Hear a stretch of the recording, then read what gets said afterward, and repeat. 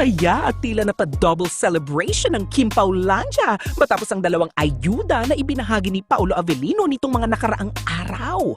Agad na naging usap-usapan online ang kanyang mga posts na lalong nagpasaya sa kanyang mga tagahanga.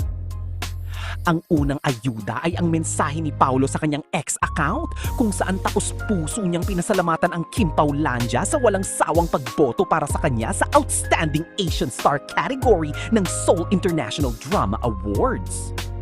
Ngunit mas lalo pang kinilig ang Kim Paulandia nang sumunod na ibinahagi ni Paolo sa kanyang Discord ang isang larawan nila ni Kim Chiu habang nasa isang snowy destination.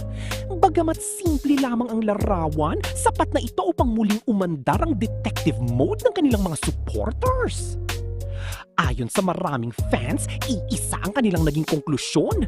Pinaniniwalaan nilang ang naturang larawan ay kuha noong naging winter vacation ng dalawa sa Norway noong nakaraang holiday season. Para sa ilan, isa umano itong matagal ng hidden gem na ngayon lamang ibinahagi ni Paolo, dahilan upang mas lalong kiligin ang Kim Paulandia. Pinaniniwalaan ng lahat na ito nga ay hard launch na ni Paolo bilang pagkumpirma na magkarelasyon na sila ni Kim.